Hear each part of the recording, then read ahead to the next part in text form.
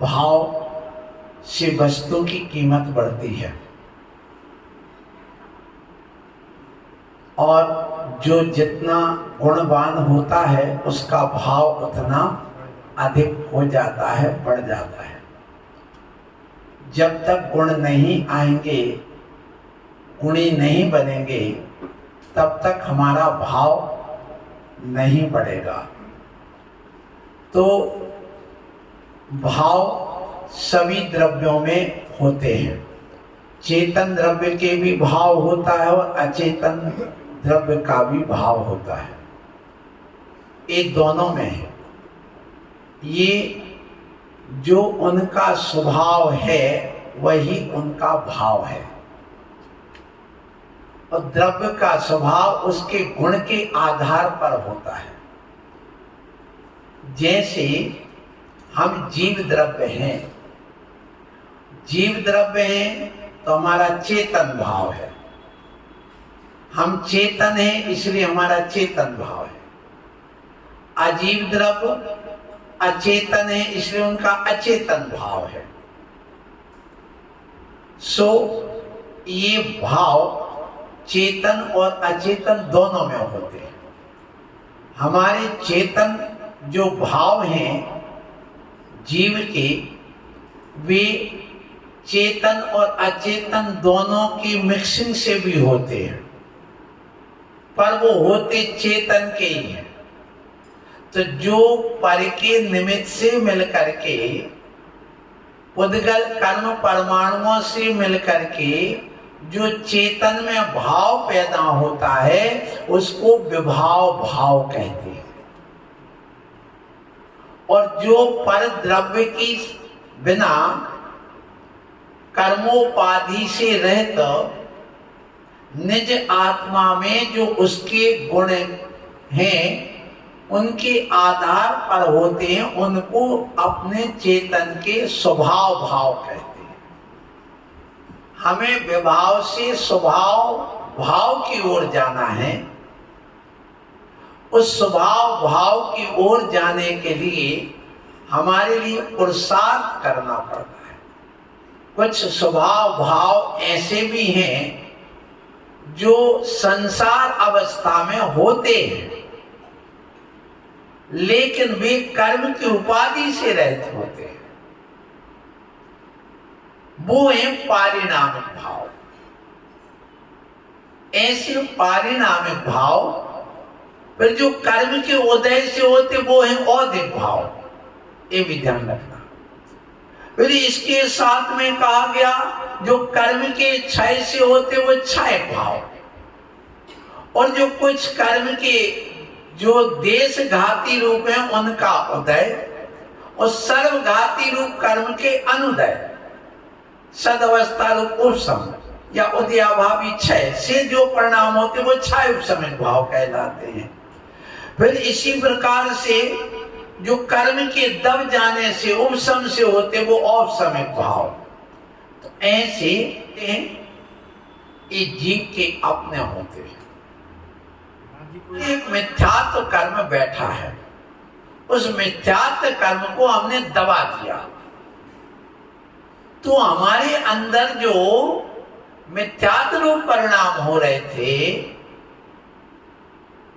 हम शरीर और आत्मा को एक मान करके इसके प्रति जो अति हर्ष विषाद कर रहे थे, पर द्रव्य को अपना मान करके तलवार लेकर के आ रहे थे, सामने वाले को शत्रु मान करके बम लेके पटक करके मारना चाह रहे थे, वो भाव नहीं होगा। किसकी वजह से? कर्म के उपशम की वजह से। ये ध्यान रखना। तो ये जो परिणाम होते हैं ये जीव के क्षण क्षण में होते हैं। जैसे एक व्यक्ति सिगरेट पी रहा था, वो पिताजी आ गए, उसने तड़का वहीं वहीं जमीन में रगड़ दी, और वहीं रगड़ दी और रगड़ करके, अब जो मुंह में भी धुआं भरा था उसको यूं करके रुमाल लेकर के उसने छोड़ दिया उसमें। देखिए उसने उपशम दबाने की बात सोची कि सामने वाला देख ना ले, ये तो उपशम भाव होते हैं। ऐसे परिणाम हम क्षण क्षण में करते हैं। ये छल कपट भी हो जाती है इस बीच में, लेकिन वहां छल कपट हो करके भी विवेक पूर्वक होती है, विवेक पूर्वक क्रिया। तो उस समय है तो माया कसाय का उदय, लेकिन वो भी माया कसाय के उदय में भी हम अपनी समीचीन प्रवृत्ति दिखाने के लिए जो काम कर रहे हैं वह भी विवेक कहलाता है। जैसे हम पैर फैलाए बैठे थे, मुनि महाराज थे हैं, और कोई श्रावक आ गया, श्राविक आ गई, हमने तत्काल लिया, नहीं वो क्या कहेगी, चलो पालथी मार के बैठ गए। तो उस समय हमारी माया कर्म का उदय है, संजुलन माया है, लेकिन उस समय अच्छा नहीं लगता, मुनि मुद्रा है, लोग दर्शन करने आ रहे हैं, तो उस समय बैठ गए तो ये हमारा विवेक माना जाएगा। हमने आपको दबा लिया, आपने उस चीज को कसाय पे, या आपने कुछ चौके में कुछ गड़बड़ कर दिया और फिर भी लगा गुस्सा तो आई, फिर भी मुस्कुरा दिया, अपनी कसाय को दबा। ये क्रिया एक जीव के अंदर हमेशा होती रहती है। तो ये औपसमिक भाव इस जीव को होता है। तो जो हम उस कसाय और कर्म को जो दबा रहे हैं, उसमें त्याग को दबा रहे हैं, वही औपसमिक भाव। ऐसे दब जाने पर जो भाव होता है वह औपसमिक संयुक्त रूप होता है। अनंतानुबंधी क्रोध, मान, माया, लोभ, ये चार कसाय हैं। और सुनिए, मिथ्या, सम्यक मिथ्या तो सम्यक प्रवृत्ति, इस 7 कर्म को तुम घर में रह करके भी दबा सकते हो, एक घर में रह करके इसको नष्ट कर सकते हो, क्षय कर सकते हो। विचार करिए कि राजा श्रेणिक, जिसने यशोधर मुनि के गले में सांप की माला पहना, सांप डाल दिया, शिकारी कुत्ते छोड़ दिए उनकी हत्या करने के लिए, मारने के लिए जान से। और सुनिए, उन्होंने पहले जिंदा सांप को काट दे, जहर चढ़ जाए, इसके लिए छोड़ा। जब सांप ने नहीं काटा तो उसके लिए मार करके उनके गले में डाल दिया। इतनी कसाई किसके अंदर? राजा श्रेणिक के अंदर।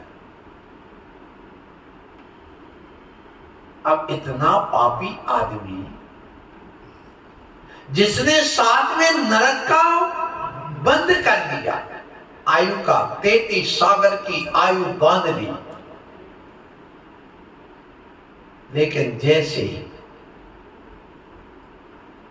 अपनी पत्नी के साथ पुनः गया और जाने के बाद उन मुनि महाराज को देखा तो कसायों का उपशमन हो गया, कसायों का उपशमन कर दिया। उन कसायों का उपशमन करके अब देखिए, विचार करिए, घर में रहने वाला, इतना पाप करने वाला, और जब भगवान के समोसन में गया है, वहां मन स्तंभ के दर्शन करके और भी शुद्धि हो गई, और साक्षात जिनेंद्र देव के दर्शन करने के बाद में उस घर में रहने वाले उस पापी ने अनंतानुबंधी क्रोध, मान, माया, लोभ और मिथ्या, समय प्रति 7 कर्म का क्षय कर दिया, सत्य से निकाल के फेंक दिया। अब विचार करिए, इतना घर में रह करके किया जा सकता है। ऐसी विशुद्धि घर में रह करके भी की जा सकती है, कोई कठिन कार्य नहीं। और तीर्थंकर प्रकृति का बंद कर लिया। सोचो, घर में रहने वाला कर सकता है, मुनि बनना तीर्थंकर के लिए जरूरी नहीं है कि वो मुनि बन के ही तीर्थंकर प्रकृति का बंद करे, आश्रय करे। घर में रह करके 16 कारण भावना, घर में रह करके उन कसायों का उपशमन, और सब सम्यक दर्शन, कितनी आपत्ति आ जाए अपनी कसान को दबाओ घुटों में, घुटने का नाम उपसंभाव नहीं है, ध्यान रखना। अंदर अंदर घुट रहे हो इसका मतलब तुम्हारे अंदर अभी उपसंभाव नहीं आया है। यदि अंदर अंदर तनाव चल रहा है इसका मतलब आपके अभी उपसंभाव नहीं है। उपसंभाव में तो तदरूप तनाव सब और दूर हो जाता है, निर्विकल्पता और आ जाती है, ये उपसंभाव में होता है। जैसे अग्नि को दबा दिया, एक व्यक्ति ने बीड़ी थी पी रहा था, उस बीड़ी को रगड़ करके बुझा दी, और एक ने उसको लिया बीड़ी को या सिगरेट को, वहां रुई की बोती या रजाई थी उसमें दबा दिया। बताओ दोनों में क्या अंतर है? अब वहां पर जिसने वो रुई को दबा, रुई में उसको दबा दिया, रजाई में दबा दिया सिगरेट को जलती हुई, तो वो और भड़क करके आएगी। तो जिसने अंदर अंदर घुट रहा है उसने दबाया तो है, छुपाया तो है, लेकिन वो और भड़क करके आ रहा है। इसी प्रकार जो अंदर अंदर घुटता है वो और वेग के साथ कसाय लेकर के आता है। तो उस घुटन का नाम उपसंभाव नहीं है, बुझा देने का, उसको नष्ट, उस अग्नि को नष्ट कर दिया, इसका नाम उपसंभाव है। वहां पर दबा दिया, पूर्णता आने नहीं दिया। अब उस बीड़ी को भी तोड़ ताड़ के पूरी फेंक दिया तो क्षय हो गया, रह नहीं, त्याग कर दिया, अब छूंगा नहीं, लाऊंगा नहीं, उसको नष्ट कर दिया। अभी अग्नि को नष्ट किया, अब किसको? उस बीड़ी को ही नष्ट कर दिया, उस माचिस को ही नष्ट कर दिया। ऐसे उसने अनंतानुबंधी, क्रोध मान माया लोग और मिथ्या, इन दोनों को नष्ट कर दिया। ना रहे बांस न बजे बांसुरी, इसका नाम क्षय भाव। तो यहां पर ये औपसमिक भाव, ये आत्मा के अपने होते, स्वातत्व मोदी की आत्मा में होते, किसी दूसरे में नहीं होते। मतलब ये कर्म के उदय से जो भाव होते वो औदिक भाव, और कर्म के उपशम से होते वो औपसमिक भाव। तो अब बात आती है औदिक भाव जो कर्म के उदय से होते, भाव ये जो हमारी चार गति है, हम मनुष्य हैं, ये जो अभिमान हो रहा है औदिक भाव है। क्या समझा? मैं जानवर थोड़ी हूं, तुमने जानवर समझ लिया। अपत्नी कहती है जब से मैं आई हूं मैं तो सोचती तुम पढ़े लिखे बड़े अच्छे इंजीनियर हो, पर तुम पूरे जानवर निकले। ऐसे कहने वाले वो बहुत है। आपने शायद एक न्यूटन का नाम सुना होगा। न्यूटन एक बहुत बड़ा वैज्ञानिक था। 700 बार अपने प्रयोग में फेल हुआ, एक बार नहीं। तुम तो एक बार में फांसी लगाने की सोच लो, एक बार बात नहीं करी तो घुट जाओ, तलाक की बात सोचने लग जाओ, एक बार संदेह हो गया तो तुम पता नहीं क्या हो जाए, भाड़ में जाओ। तुम अपना तुम काम करो, तेरे कर्म तेरे साथ, मेरे कर्म मेरे साथ, जो जस करे सो तस पर। क्यों हम पढ़ते हैं? तो ये बात जब आ जाती है तो वहां पर वो न्यूटन अपने काम में लगा है। पत्नी बार बार कह रही सुनो ऐसा कर लेना, थोड़ा ए मेरी बात सुनो, लेकिन वो अपने मस्त। अब उसने क्या किया, उसकी पत्नी ने कहा कि देखो मैं जा रही हूं काम से, बहुत जरूरी काम है, तुम तो ना सब्जी लाओ ना सब कुछ लाओ, सब मुझे ही करना पड़ता ना, इन बच्चों की देख रेख और अपने सब घर गृहस्थी की, तुम तो लगे रात दिन उसी में। और सुन लो मैं जा रही हूँ, ये लगी गैस बत्ती, पहले वो मिट्टी के तेल वाली जो बत्ती जलती थी ना, यूं यूं करके वो गैस वाली वो भी जलती थी, और उसी में सिगड़ी भी जलती थी वैसी बत्ती वाली तेल की। सो रखी और कहती देख ये रखे हैं आलू, और ये रखा है पानी, और जैसे पानी 5 मिनट बाद गर्म हो जाए, खुल जाए, तो उसमें ये डाल देना। अब उसने क्या किया, वहीं पर घड़ी रख दी कि ये घड़ी रखी है, देख लो समय देख लेना, 5 मिनट हो जाए तो डाल देना। तो उसने 5 मिनट हुए तो वो घड़ी उठा के, अब क्या बोल रही है, अब वो लगा आपने गैल्वानोमीटर उठा रहा है, कहीं क्यों उठा रहा है, कहीं वो परिपथ जोड़ रहा है, कहीं कुछ कर रहा है, कहीं उसको की निकाल रहा है, वे कर रहा है, कहीं वायर के तार खींच रहे, वो अंदर का निकाल के उसमें ज्वाइंट कर रहा है। ये लगा उसका परिपथ जोड़ करके। आई उसकी पत्नी आधा घंटे बाद तो क्या देखती है, क्या बोल रही है, बोले तेरे बराबर मूर्ख कोई दूसरा होगा। हजारों गाली सुनाई, तो मूर्ख है, तुम ऐसा है, तुम वैसा है, तुम ये करता है, तुम वो करता है। तो वो कहता आई एग्री विद यू। और हम मूर्ख हैं, हम पागल हैं, हम पशु हैं, हम जानवर हैं, चलो आई एग्री विद यू, हम तुमसे सहमत हैं कि हम पागल हैं, पशु हैं। अब बताओ क्या करेगा आप सामने वाला, अपनी कर्म भोड़ करके चला जाएगा, बातें करके, कुछ जब प्रतिक्रिया ही नहीं की तो झगड़े का कोई सवाल ही नहीं। तो इसी प्रकार से मैं आपसे कहूंगा कि आप घुटो मत, उसको बिल्कुल अंदर अंदर से परिणामों को निकालो, सुंदर निखार लाओ परिणामों में निखार आने का नाम, उस तनाव को दूर हो जाने का नाम उपसंभाव है। यहाँ क्या ऐसा होता है तुम्हारे अंदर? यदि हो रहा तो उपसंभाव में निर्मलता आती है, उपसंभाव में अपने परिणामों में और शांति आती है, उपसंभाव में अपने अंदर और विचार ऐसे, जैसे फिटकरी को आप गंदे पानी में डाल दो तो सारी फिटकरी जम जाती है, फिटकरी और उसके साथ में वो गंदगी भी जम जाती है और स्वच्छ पानी को भर आ जाता है। ऐसे सारे तनाव, टेंशन, विकल्प, जाल सब नीचे जम जाते हैं और सिर्फ ऊपर क्या रह जाता है अपने अंदर, बिल्कुल विशुद्धि रह जाती है। ये औपसर्ग भाव है। तो ये 4 गति, 4 कसाय, 3 लिंग। अब देखिए ये अधिक भाव है, मैं स्त्री हूं, वो स्त्री अपने स्त्री के भाव करती है, स्त्री अपने स्त्री के अनुसार एक्शन करती है, स्त्री के अनुसार वह पर पुरुष के अनुसार उसके प्रभाव में आती है, उसको आकर्षित करती है, वो उसको अपनी तरफ आकर्षित करती पुरुष को, और पुरुष किसकी तरफ आकर्षित होता है? स्त्री की तरफ। ये दोनों वेद कर्म का हो गए,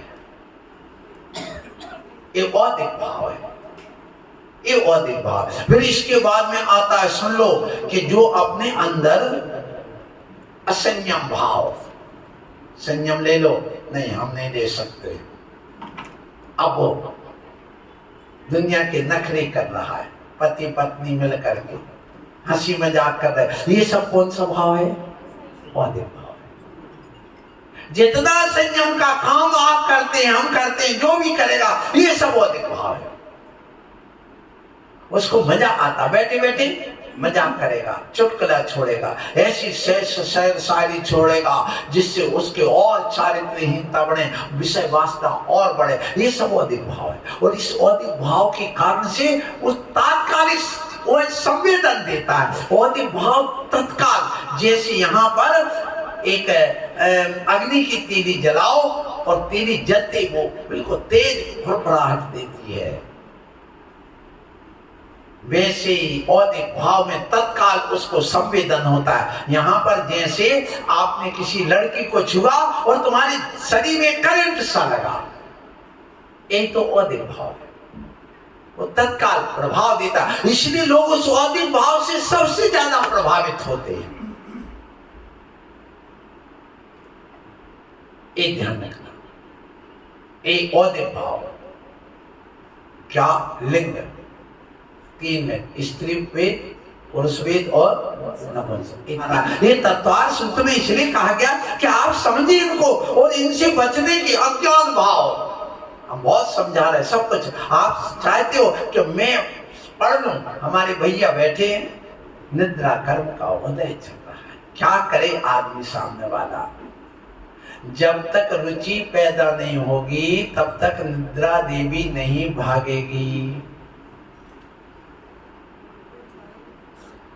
उदीर्णा होती है कर्म की। कई लोग प्रवचन में बैठते ही और हाँ सुन रहे हो, हाँ सुन रहे कौन सुन रहे हो? चंपालाल जी सुन रहे हैं?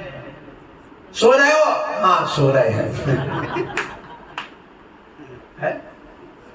इसका मतलब क्या होगा? है? मतलब उसको कोई होश ही नहीं। तो जब अपने अंदर रुचि बढ़ती है तो नींद वींद सब भाग जाती है। इसलिए यहां पर आपको ये 5 भाव बताए जा रहे हैं। ये भाव किसके हैं? स्वातत्व मौलिक पारिणाम कौचे जीवस्व। ये जीवस्य जीव के अपने निजी भाव हैं, पर के भाव नहीं है। ये टमाटर के भाव नहीं है कि घट जाए बढ़ जाए। 250 रुपए किलो चला गया पर अभी 2 रुपए किलो बिकेगा। कब? जब अभी जनवरी का महीना आएगा तो 2 रुपए किलो में आप जितने चाहिए उतने ले लेना। तो 2 रुपए किलो में स्वाद नहीं आता। 200 रुपए किलो में जब 2 टमाटर लेके आते हो उसमें स्वाद आता है। भाव बढ़ गया है सो तुम्हारे अंदर स्वाद आने लगा। जब भाव घट जाता है तो स्वाद नहीं घट जाता है। तो यहाँ पर बात ये आ गई कि औपसमिक भाव हो गए, औदिक भाव हो गया। कर्म के उदय से जो भाव होते उसका नाम औदिक भाव है। फिर क्षयोपसम भाव क्या कहलाता है? देखिए, कुछ कर्म का दब जाना, उदय में नहीं आना, और कुछ कर्म का उदय में आ जाना। उदय में आना औदिक भाव, और जो कर्म का उदय नहीं हुआ है वहां पर जो भाव हो रहा है वो उपसम भाव। तो कुछ कर्म का उपसम हो गया, कुछ कर्म का उदय हो गया, उस बीच में जो मिली जुली सरकार हो गई है, खिचड़ी बन करके आ गई है मिक्सिंग, उसका नाम क्षयोपसमिक भाव। उस भाव को जो समझ लेता है उसका जीवन धन्य है। ये क्षयोपसमिक भाव 1-2 नहीं होते हैं, ये क्षयोपसमिक भाव 18 होते हैं, औदिक भाव 21 होते हैं, उपसम भाव 2 होते हैं। ये अपन समझ चुके हैं। अब देखिए, जो यहाँ क्षयोपसमिक भाव है, जो अपन को अभी ज्ञान मिला, ये ज्ञान हमारा क्षयोपसम वाला है। इसके बाद में बात आती है कि ये जो अज्ञान भाव की बात चली थी, ये अज्ञान भाव औदिक भाव भी है और अज्ञान भाव क्षयोपसम भाव भी है। ये दोनों कैसे हो गया? अज्ञान भाव क्षयोपसमिक भी है और अज्ञान भाव औदिक भी है। सुनिए, ये जो यहां पर अज्ञान जो लिया गया है, कौन सा? औदिक भाव में अज्ञान जो है वह चलेगा 12वें गुण स्थान तक। जब तक ज्ञानावर्णी कर्म का क्षय नहीं होगा तब तक अज्ञान भाव इस जीव को चलता रहेगा। और जो क्षयोपसमिक में जो अज्ञान भाव है वो कौन सा है? सुन लीजिए, वह है कुमति, कुश्रुत और कुआब्दी। जो मिथ्यात्व की मिक्सिंग से हो रहा है वो है क्षयोपसमिक। वहां क्षयोपसम तो हो गया उस ज्ञान का, लेकिन मिथ्यात्व ने उसको मिक्सिंग करके, उस अनंतानुबंधी ने उसकी मिक्सिंग करके उस ज्ञान में उस ज्ञान को अज्ञान बना दिया। वो कौन सा हो गया? ये हो गया क्षयोपसमिक भाव। तो अभी जो मिथ्या ज्ञान में कुमति ज्ञान, कुश्रुत और कुअवधि। इसमें कुमति में उसने आंख से एक दिगंबर मुनिराज को देखा और देख करके नंगा घूम रहा है। किससे देखा? आंख से। और नंगा घूम रहा है। शर्म नहीं आती? उसको वीतरागता नहीं दिख रही, उसको त्याग नहीं दिख रहा, उसको संयम नहीं दिख रहा है, उसको वासना दिख रही है। इसलिए शर्म नहीं आती। मेरी माँ बेटी रहती हैं तो माँ बेटी के लिए क्या होता है? माँ बेटी से वो वासना करते हैं।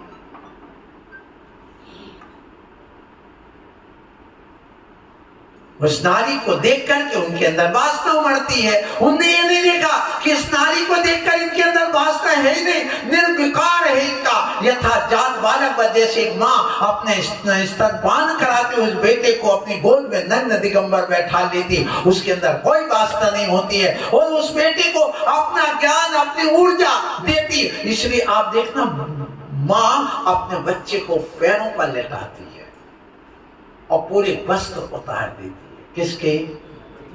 उस बेटे की वस्त्र धारण नहीं कराती।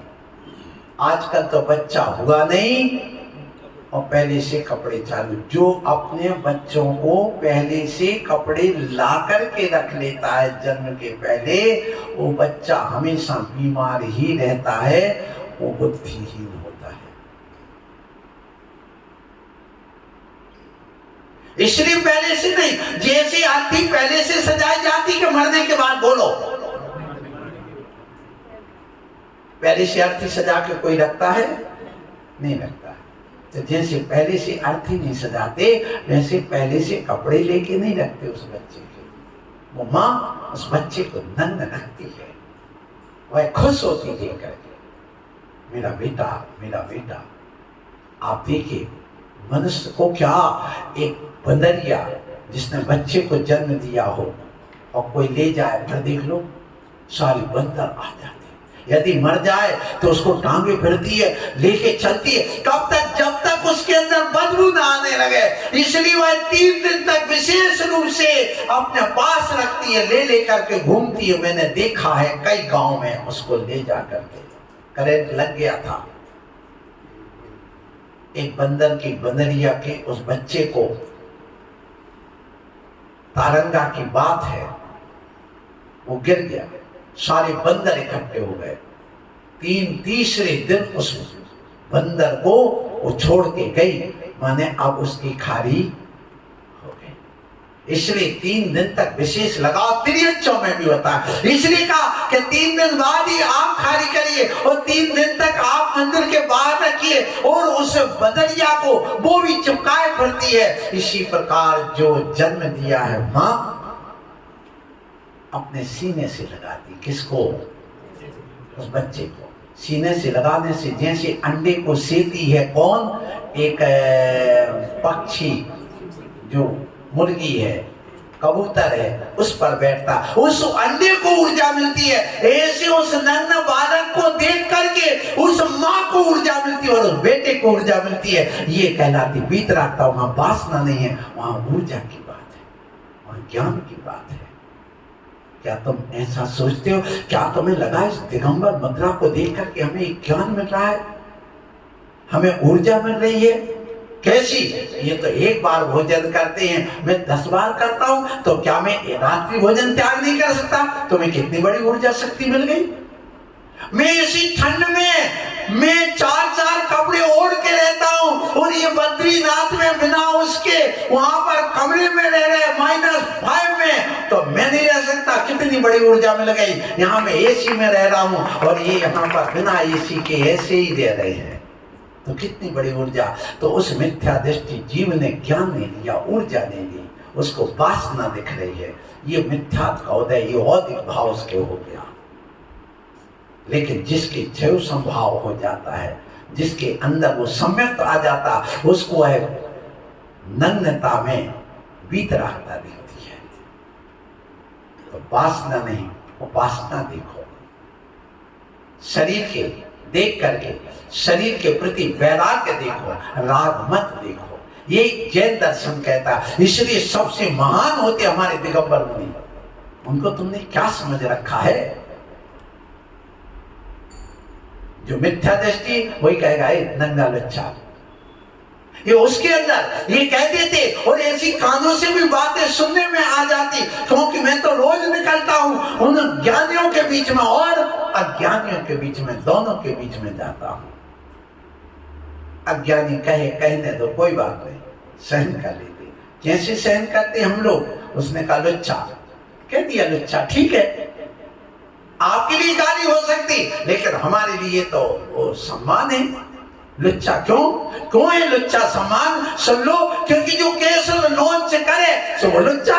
उसने कह दिया, इसमें क्या बात हो गई? कहने दो, नंगा हूं तो नंगा कह रहा, सही तो कह रहा हूं, कोई बात, तो इसमें बुरा लगने की क्या बात? इसलिए दिगंबर मुनि को कह भी दे तो वो सहन कर लेता। उसकी दृष्टि बदल चुकी है, उसके भाव बदल चुके, उसके परिणाम बदल चुके, उसके अंदर वो वितरागता आ चुकी है, इसलिए उसको कहीं से बुरा नहीं लगता है। ऐसी दृष्टि लाओ। ये दृष्टि आपके अंदर आना चाहिए। गांधी जी के अंदर आई थी, आपको पता होगा। एक व्यक्ति ने एक कम से कम 10 पन्ने का एक गाली दे करके, आरोप प्रत्यारोप लिख करके और एक आलेख भेज दिया, एक पेन लगा करके। तो गांधी जी ने उसको पढ़ा, एक बार नहीं 3 बार पढ़ा, 4 बार पढ़ा, 5 बार पढ़ा। जब भी वो आदमी आता उसके सामने उठा करके पढ़ने लगता, पढ़ करके उसके अंदर जो जहां कहीं खाली जगह रहती तो उस खाली जगह का उपयोग कर लेता, जिस लिफाफा में भेजा था उस लिफाफा का उपयोग कर लेता। फिर इसके बाद में उसने लिया और जब वो पूरा उपयोग हो गया और उपयोग होने के बाद में वो कागज का जो लिखा था रफ अपनी स्मृति के लिए, अपनी जीवन गाथा वाला, सो उसने अपनी डायरी में उतार लिया और उसके बाद उसकी पेन निकाली, दूसरे जो काम अपने जो जिसमें लिखा था उसमें पेन लगा करके उसमें डस्टबिन में डाल दी। अब वो देखता है, इसको गुस्सा नहीं आई, इतनी सारी गाली लिखी। बोले तुमने क्या, तुम्हें गुस्सा नहीं आई? वो व्यक्ति कहता, बोले काय को गुस्सा? बोले हमें तो शिक्षा मिल गई है और एक पेन मिल गई है, जो पेन के लिए मैं 3 दिन से परेशान था, वो पेन का भी उपयोग हो गया। मेरे पास कागज नहीं था लिखने का, वो कागज भी मुझे मिल गया। तू तो मेरा उपकारी है, जा इसको भी ले जा, जा तो ऊपर ले जा और जितना लिखना हो लिख दे। ऐसी दृष्टि एक ज्ञानी के अंदर आती है।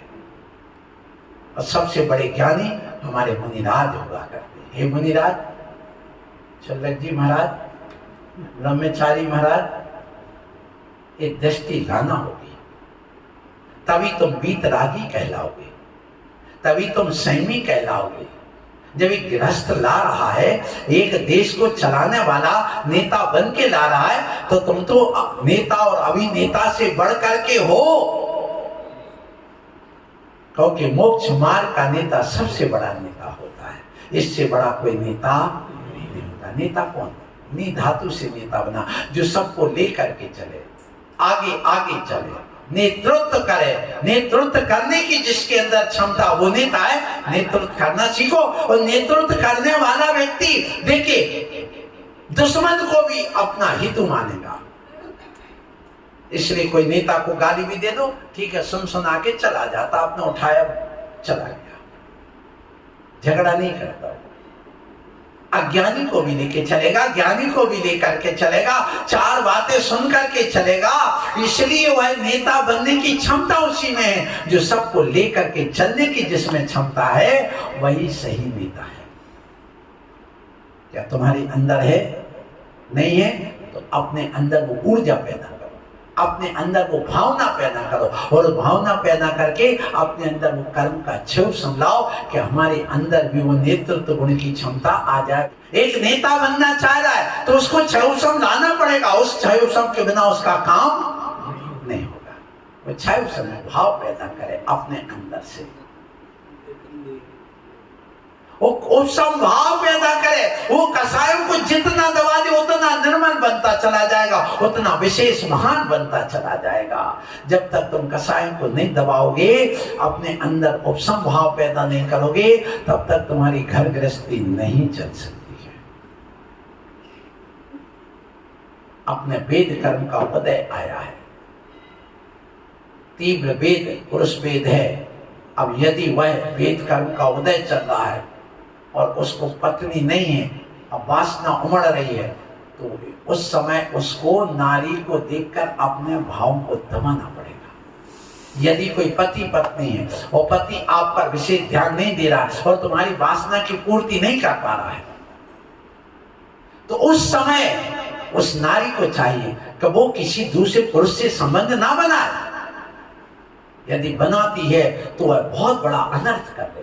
तो इतना उपशम भाव तो लाना पड़ेगा अपने परिणामों के द्वारा, अपने आप को समझा करके अपने अंदर से वो परिणाम पैदा करना पड़ेंगे, तभी तुम्हारा घर चलेगा, तब घर में शांति आएगी, अन्यथा नहीं।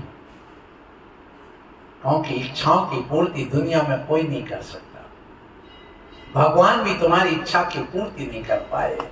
इसलिए उन्होंने कहा इच्छा निरोधा तपा, इच्छाओं का निरोध करना सबसे बड़ा तप है। इसलिए इच्छा पूर्ति नहीं कर सकते, लेकिन जिज्ञासा पूर्ति कर सकते। तुम्हारे अंदर जिज्ञासा हो, साधु तुम्हारी जिज्ञासाओं की पूर्ति कर सकता है, भगवान भी तुम्हारी जिज्ञासाओं की पूर्ति कर सकता है, लेकिन इच्छाओं की पूर्ति। बड़ी बहन सुन रही हो, इतनी दूर से आई हो, वो पश्चिम का छोर और ये पूरब उत्तर का छोर।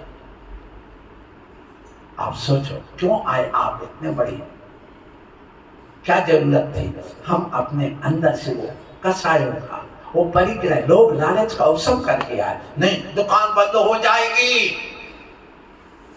1 घंटे में प्रवचन सुनूंगा बंद करके, मेरी दुकान बंद हो जाएगी, इतने में 10 ग्राहक चले जाएंगे, हमारी दुकानदारी चौपट हो जाएगी। तो कहते बेटा 1 घंटे के लिए तुम उपशम कर ले उस लोग कसाय का, मेरी नौकरी चली जाएगी भैया, 1 घंटे आगे पीछे कर लो, उससे 1 घंटे 10 मिनट और ज्यादा दे दो, लेकिन ये तो मत छोड़। ये उपशम भाव लाना पड़ेगा।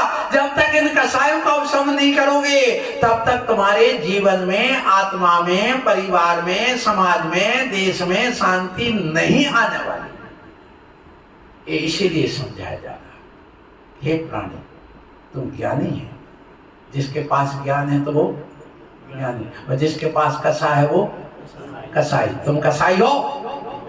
महाराज हमसे कसाई कह रहा, हाँ सब कसाई बैठे, हम भी बैठे। वो कसाई नहीं जो जीवों को मारने वाले, वो नहीं, जो कसाई करे सो कसाई। तो जब जब तुम्हारे अंदर कसाई आ गई तो तुम क्या बन गए?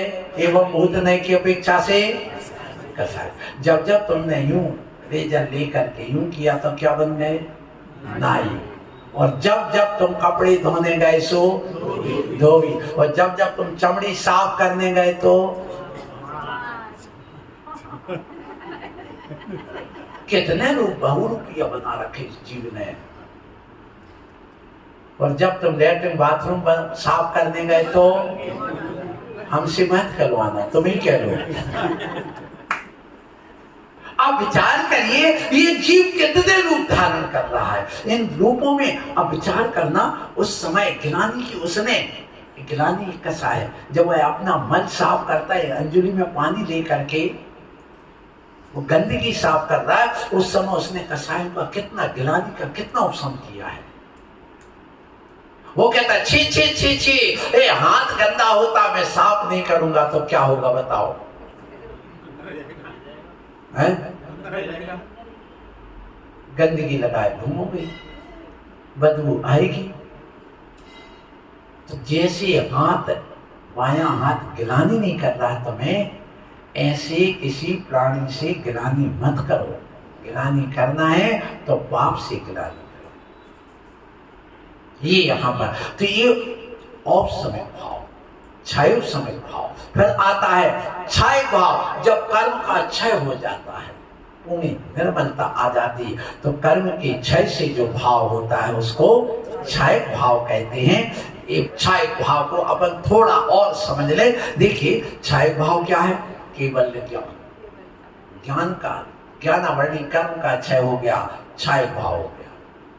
केवल दर्शन, क्षयक दान, क्षयक लाभ, क्षयक भोग, क्षयक उपभोग, क्षयक वीर शक्ति अंदर की आत्मा की।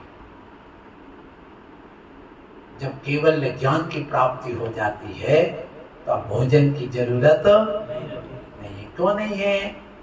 क्योंकि क्षयक शक्ति उत्पन्न हो गई है। अब शरीर डैमेज नहीं होगा।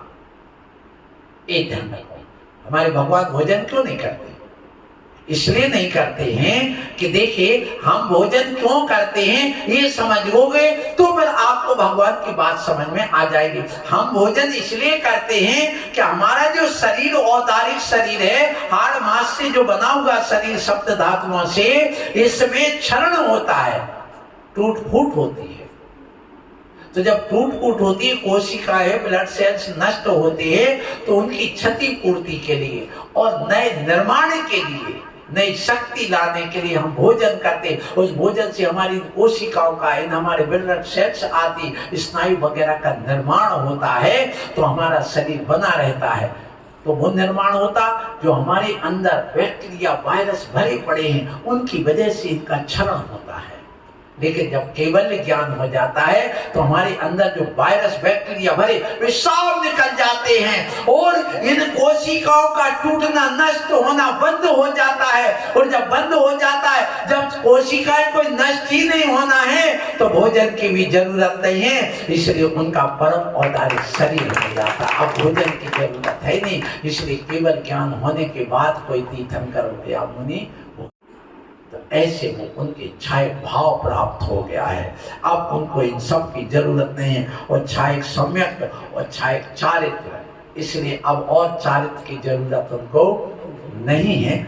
ऐसे बात आ जाती अंत में कौन सा भाव? वह है पारिणामिक भाव। पारिणामिक जो परिणाम, तद्भावा परिणामा, जो जीव का जो भाव है वही उसका परिणाम है। तो जो स्वाभाविक भाव किसी भी कर्म के उदय के बिना, क्षय के बिना, क्षय सम के बिना जो अंदर से परिणाम हो रहा है, आत्मा के स्वाभाविक भाव, स्वाभाविक भाव जो किसी कर्म के उदय क्षय क्षय सम से नहीं होता है, अनादि काल से और अनंत काल तक रहेंगे, वह है कौन सा भाव? परिणाम। पारिणामिक भाव कुछ ऐसे भी होते हैं कि जो संसार अवस्था में रहते हैं, लेकिन वो किसी कर्म के उदय से नहीं होते हैं, ना क्षय और क्षय सम से होते, सहज होते हैं। और जो भवितव्य योग्य भव्यम, जो होने योग्यता थी वो हो गई। उसके बाद जब पूर्णता उसका विकास हो गया, पूर्णता होने योग्य जो चीज थी वो प्राप्त हो गई, तो उसका अपने आप अभाव हो जाता है। लेकिन वह किसी कर्म के उदय से नहीं होता है, न कर्म की क्षय से होता है। ऐसे पारिणामिक भाव तीन हैं। कौन कौन से? भव्यत्व, अभव्यत्व और जीवत्व। मैं जी रहा हूँ, निगोद में था तो भी जी रहा हूँ, अभी मनुष्य पर्याय में तो जीऊंगा, स्वर्ग जाऊंगा तो वहां भी जीऊंगा, फिर इसके बाद मनुष्य बन करके केवल ज्ञान प्राप्त होगा, अनंत होगा तो भी जीऊंगा, और सिद्ध में चले जाऊंगा तो भी जीऊंगा। यहाँ संसार में 10 प्राणों के माध्यम से जीते हैं। 5 इंद्रिय प्राण हैं और ये सांसों सांस आ रही है, जा रही है, ऑक्सीजन ले रहे हैं, कार्बन डाइऑक्साइड छोड़ रहे हैं, ये भी प्राण हैं। और इसके अलावा जो हमारे अंदर मन है, ये मन भी एक प्राण है। जो हमारे अंदर वचन आ रही है, ये भी एक प्राण है। और ये जो शरीर है, ये भी एक प्राण है। और जो आयु, जितने समय हम लेकर के आए हैं, ये भी एक प्राण है। ऐसे 10 प्राणों से हम संसार में जी रहे हैं। तो जो जीता है, ये जीवत्व रूप, कोई मरना नहीं चाह रहा है। ये जो जीवत्व है, यही कौन सा है? पारिणामिक भाव है। और ये था, है और रहेगा। तो ऐसा अपना आज का ये प्रवचन आपके बीच में आया। बस इतना समझना है अभी कि देखिए कि जो भाव है वो क्या कहलाता है। तो भाव किसे कहते हैं? तो कहा गया भवनम भवति इति भावः। भवनम भवति इति भावः, जो होने मात्र रूप है, जो निरंतर हो रहा है, उसी का नाम भाव। ये होने रूप भाव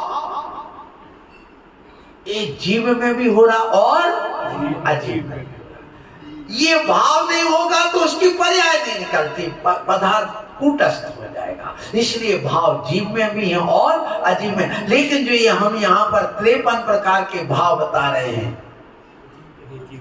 वो जीव के हैं। हम जीव हैं, हम अपने भावों को तो समझ रहे पहले, और भावों को समझ करके अपने आप को समझें। इसलिए तद्भावा परिणामा, जो पदार्थ के परिणाम हैं, परिणाम माने उसके आगे जो जो दशा बन रही है जीव की और उद्गल की, वही उसका भाव है। तो ये भाव के बिना पर्याय नहीं होगी। इसलिए तद्भावा परिणामा, ये भाव चल रहा है इस जीव का। ये सत गुण गुणी हानि वृद्धि सब द्रव्यों में, जीव में भी अजीव में, इन सत गुण हानि वृद्धि के कारण से ये चल रहा है परिवर्तन। ये भाव हो रहे हैं इसमें, इसलिए सतगुण हानि वृद्धि के कारण सिद्धों में भी ये भाव चल रहा है। यदि सतगुण हानि वृद्धि रूप गुण नहीं होता तो वह सिद्धों में भी ये भाव नष्ट हो जाते। ये सांख्यमती आदि इस चीज को नहीं समझ पाए तो उन्हें ज्ञान आदि का मोक्ष में अभाव ही मान लिया। ये बहुत बड़ी समस्या बन गई। इसलिए जैन दर्शन को समझिए, अपने भावों को समझिए, भावनाओं को समझिए, और भावनाओं को समझ करके अपने अंदर कल्याण की भावना करो, अपने अंदर सद्भावना पैदा करो, दुर्भावना को हटाओ। यही आज के प्रवचन का और आज इस तत्वार्थ सूत्र के इस पहले अध्याय का, दूसरे अध्याय के पहले सूत्र का यही है। शेष बात अपन कल समझेंगे। बोलो महावीर भगवान।